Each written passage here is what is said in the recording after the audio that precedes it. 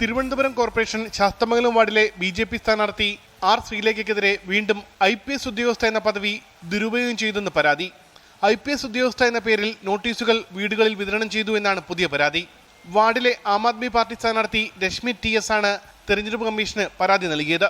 വീണ്ടും എല്ലാ വീടുകളിലും ലീഫ്ലെറ്റ്സ് കൊടുത്തിരുന്നതിൽ ഐ.പി.എസ്. അതുപോലെ അതായത് അവരുടെ അഭ്യർത്ഥന കൊടുത്തിരുന്നത് ബി.ജെ.പിക്കാർ ഐ.പി.എസ്. വെച്ച് തന്നെയാണ് കൊടുത്തിരിക്കുന്നത്.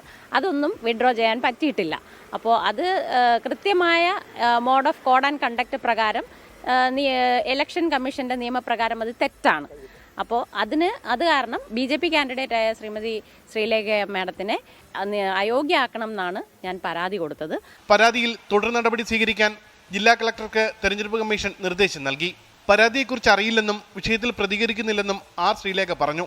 തെരഞ്ഞെടുപ്പ് പോസ്റ്ററുകളിൽ ശ്രീലേഖ ഐ.പി.എസ്. എന്ന് ഉപയോഗിച്ചെന്ന പരാതിക്ക് പിന്നാലെ ഐ.പി.എസ്. റിട്ടയേർഡ് എന്നാക്കി മാറ്റാൻ ജില്ലാ കളക്ടർ നേരത്തെ ഉത്തരവിട്ടിരുന്നു. 24 തിരുവനന്തപുരം.